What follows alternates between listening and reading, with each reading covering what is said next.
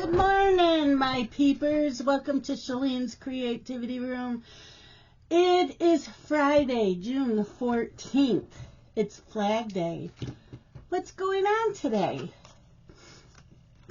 I got allergies kicking my butt. Yeah, June 14th, no birthdays. Yeah, kicking my butt.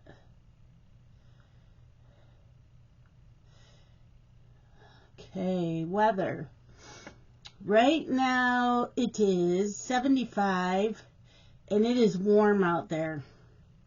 It's going to be a high of 77 and a low of 54 tonight. Plenty of sunshine. Winds northwest at 10 to 15 miles per hour. Humidity 45%. Sunset 8:52 p.m. It is warm. I am warm. I did not turn on the air conditioner. I have all the windows open. I have the ceiling fan on in the family room. I may have to turn the air on. But I am warm. It's warm in here because I didn't turn the air on. Yeah. Okay. Today's National Day. Like I said, it is Flag Day. Ooh, here's one. National Bourbon Day, because you know me and whiskey and all that stuff. Yes. National Bourbon Day. Today's a wisdom quote. A great man shows his greatness by the way he treats little man, by Thomas Carlyle. And today's word of the day. Word of the day. Word of the day. Today's word is inveterate. Inveterate. It's an adjective. 1. Having a particular habit, activity, or interest that is long established and unlikely to change. 2. Of a feeling or habit long established and unlikely to change. There we go on that. How'd you guys do yesterday? Did you have a productive day? I will take this out so I can write on it better. Yep.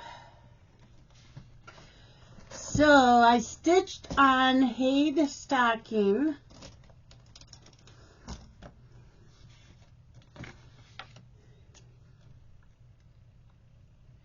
It's Stocking Treasure Dragon by Myles Pinkney.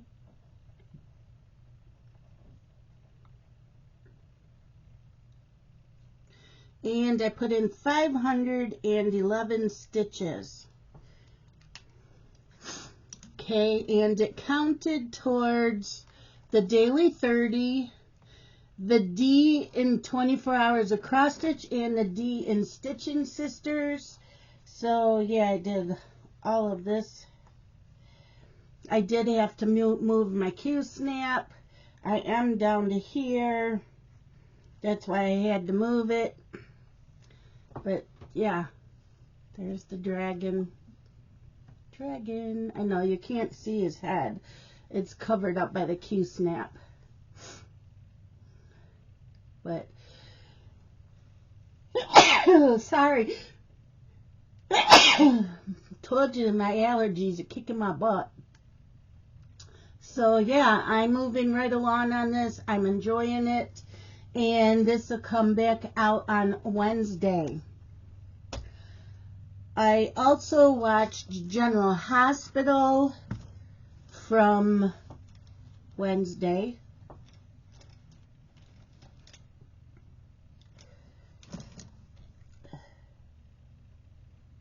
Right? No, that's pink. I want the purple. There it is. So I watched Wednesday's General Hospital. I finished the book, The Secret Fiancé.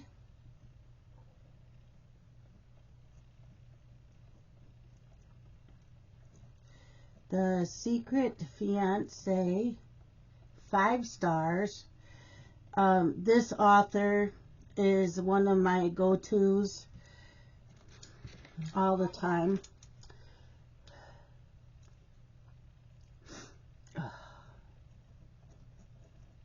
Now my nose is runny. My eyes were runny going to the store, so I already went to the store.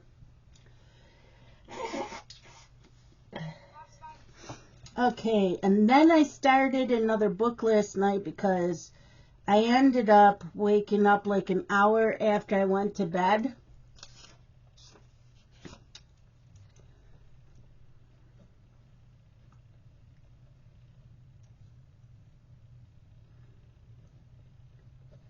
Because my sinuses were draining and I was coughing and coughing. So I got up, I grabbed my Kindle, and I had a cup of chamomile tea. Then I went back to bed. And I have 3 hours left in the book that I'm reading. And it's called To Love a Dark Lord by Catherine Ann Kingsley. It is the 4th book of the series. I read the last book. I did not read the first 2 books. At least I don't think I did.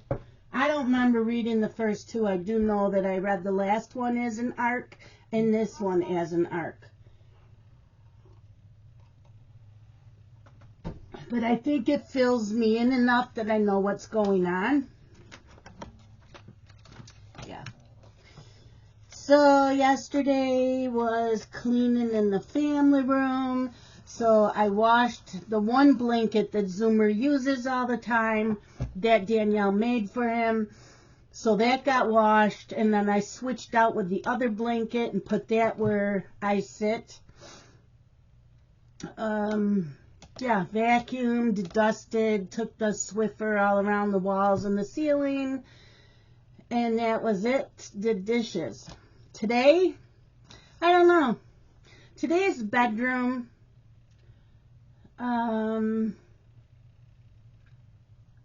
we'll see what I get done. Is it warm in this place? So I may not get anything done in the bedroom. I may wash the sheets in the comforter, though. That I probably will do. Dinner last night was a pork tenderloin that I had put in the crock pot. We had leftover green beans that were in the fridge and leftover potato salad. And I made me a little bowl of cut up mini cucumber with cherry tomatoes with a little bit of blue cheese dressing over that. That was my dinner. Today I am going to the food truck rodeo, and I'll get food and bring it home. I'll eat it at home because it's readathon weekend. So readathon weekend usually starts 6 p.m. Friday night till 6 p.m. Sunday night, but it's very laid back. You can start whenever you want. I started yesterday.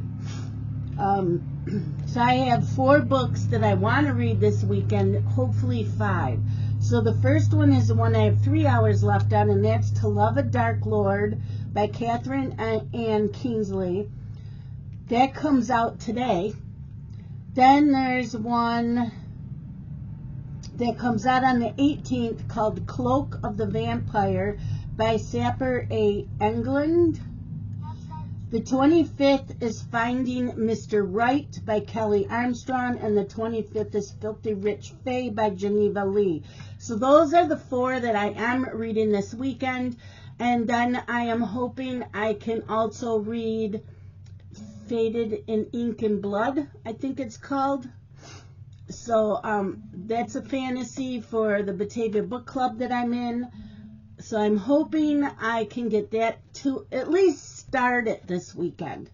So yeah, I have no other plans to go anywhere else. I did get up this morning. I went to Tops to get me my zero sugar Dr. Pepper because Save-A-Lot doesn't sell it. And they were $2.99 each, or 3 for $5. Well, hello, 3 for $5. I'm getting one extra one for $1 less. than buying 2. So yes, I got the 3 for $5.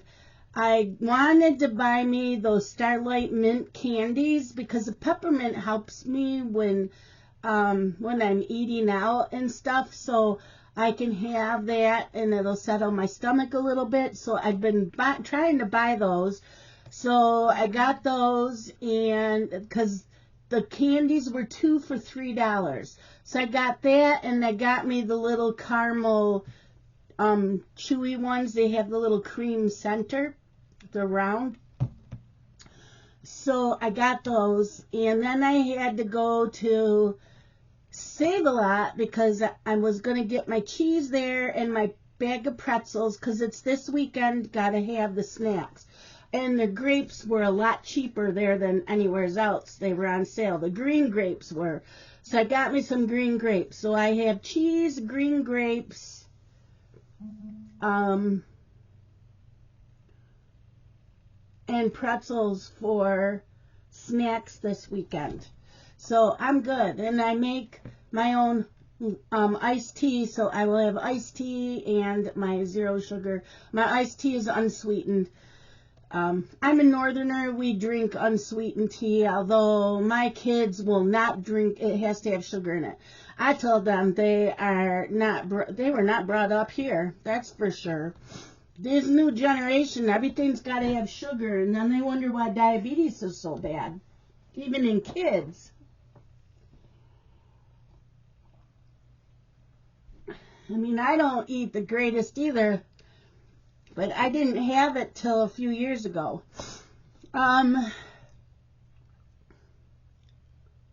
Yeah. So I bought, and I got me 2 pieces of breakfast pizza at Tops. So that's what I had for breakfast with my cup of coffee, took my meds, and when I'm done here, I'm just going to go read. It's too hot in the kitchen to do the dishes. There isn't many anyways. We used paper plates yesterday, and I used the crock pot to cook in. Everything else is like leftover containers, the plastic containers. They're in the sink. And some silverware. I'm not worried about it. I can always do it tomorrow morning. Is tomorrow supposed to be hotter or cooler than today? Tomorrow's only a high of 71, so, oh my God. My mom's appointment is Tuesday, and they keep upping the temperature, and Tuesday's going to be a high of 97. I got to take my mom to get an MRI, but I am going to be miserable. I wanted to go to the farmer's market that's like 15 minutes further than where I'm taking her, and there's no way. No, I can't. I can't. And Thursday, what's Thursday supposed to be like? Because that's cross-stitch day at 94. Okay, so tomorrow's 71, Sunday's 82, and then it's going up in the 90s for the rest of the week. No, the air conditioners will be on in all the rooms. It's just, I can't. I don't know how I know some of you are used to it. And I know Kaya absolutely loves it. The hotter, the better. Me? No. I am going to be miserable. Miserable.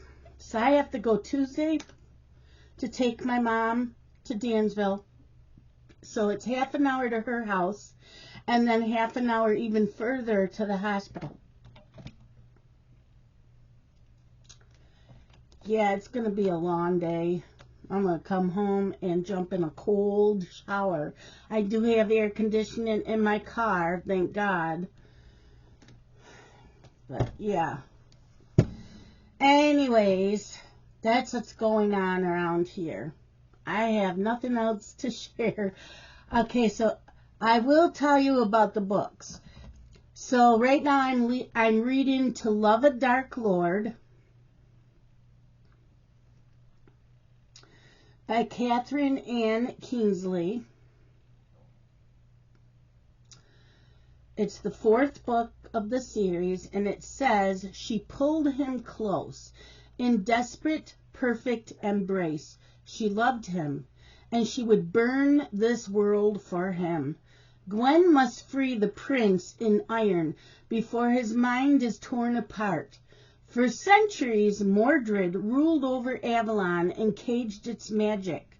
Now the elementals have seized power, sentencing him to an eternity of torment in his own magical prison.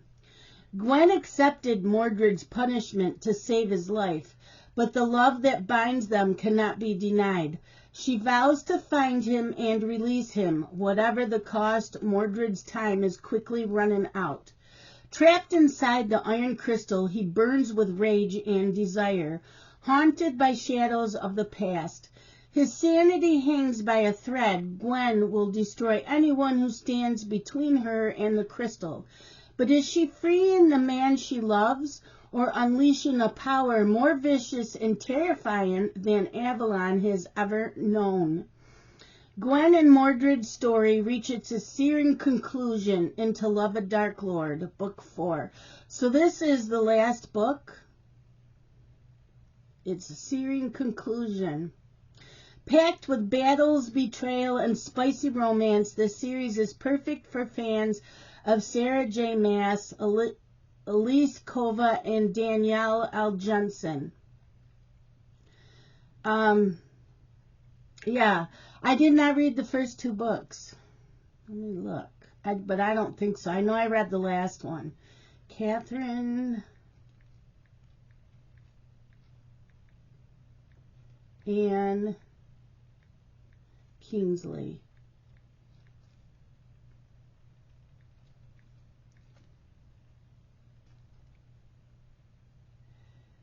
So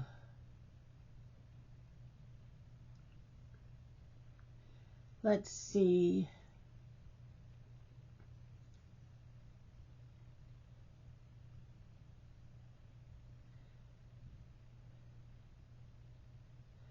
I forgot what the last book was called.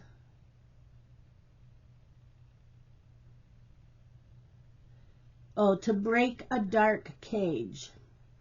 The Iron Crystal.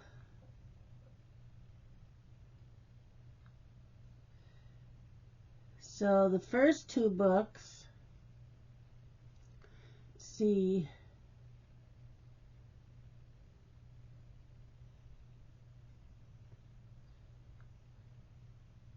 Usually it'll say, okay, the first book is To Charm a Dark Prince, and the second book is To Bind a Dark Heart. So I know I did not read those. I'm looking. Nope. But I was able to figure out what was going on without having to read the first 2 books. So that is To Love a Dark Lord. And then I will start Cloak of the Vampire. So let's see what that says. Cloak of the Vampire. And I might not be able to find it on here. I might have to look somewhere else. Oh, there it is. So this says, from the author of the Millennium Wolves series comes the hauntingly romantic story of a young woman's descent into a league of vampires and the Lord who means to keep her there. Eileen Henderson's unassuming life conceals a dark past. Outside of work, she hides behind her larger-than-life best friend, Cassidy, whose constant need for attention suits Eileen and her secrets just fine. Until the night Eileen dies, awakening to a new world of brutality, bloodlust, and betrayal, Eileen plots revenge against Ragnar Rain, the monster who cursed her with the imprint, the demon who turned her into a vampire, the man whose eyes haunt her dreams. She is going to make this vampire lord regret the day he kissed her with the curse of immortality and made her his, if she can survive the auction and resist temptations of the flesh. So, yes, Cloak of the Vampire. I will put that down below. Then, so that'll be today. And if I had, and how many pages? Ebook.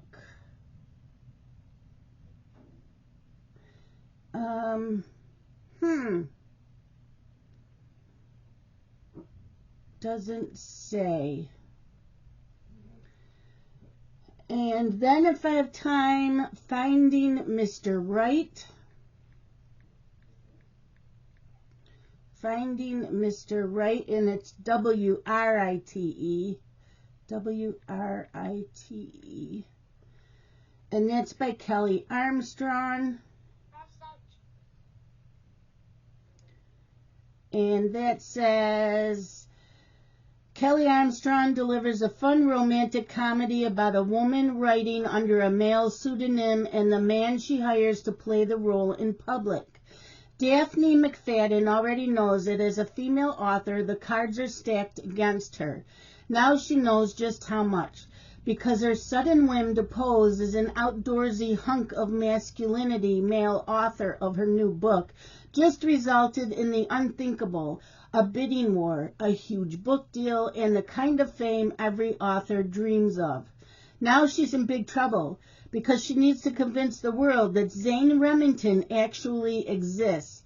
But how? By hiring an actor, of course. Only Chris Stanton is not an actor, not officially. He's used to balancing the books, not pretending he wrote one. Still, he's mostly certain he can pose as some overly macho bro author. But when the media descend on Daphne's gorgeous remote home in the Yukon, it's not enough for Chris to just be the face of Zane Remington. He'll have to become him. All while hilariously balancing the terrifying dangers of the wilderness, a massive femme fandom, and a serious crush on Daphne. But as the hype circus gets more out of control, it's just a matter of time before someone discovers their little white lie. That sounds good, and that's by Kelly Armstrong. So I will have those down below. So yeah, that's what's going on. Oh, and I didn't tell you what The Secret Fiancé was about. That was really good, and I really, really like this author. Okay, Secret Fiancé.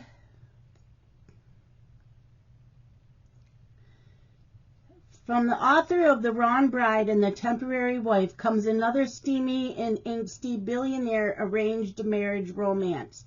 When the woman he'd desperately been looking for crashes into him and spills her drink all over his shirt, Lexington seizes the unexpected opportunity, demanding 6 rounds of truth or dare as compensation. An evening filled with laughter and a connection he never wanted to feel ends in her walking away without even leaving him her phone number.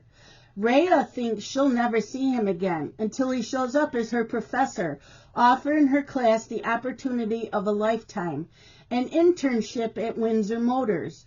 What Rhea doesn't realize is that none of their meetings were coincidental, and she's the sole reason he took up a teacher position at all. After all, Lex knows something she doesn't. The two of them are arranged to be married. Yes, it was so good. I gave it 5 stars. So, yeah. So I will put the books down below and link to where you can get them on Amazon. And that's it for today. It is going on 11 o'clock. And I need to start reading for the day. So I will see you guys all tomorrow morning. Love you guys. Bye.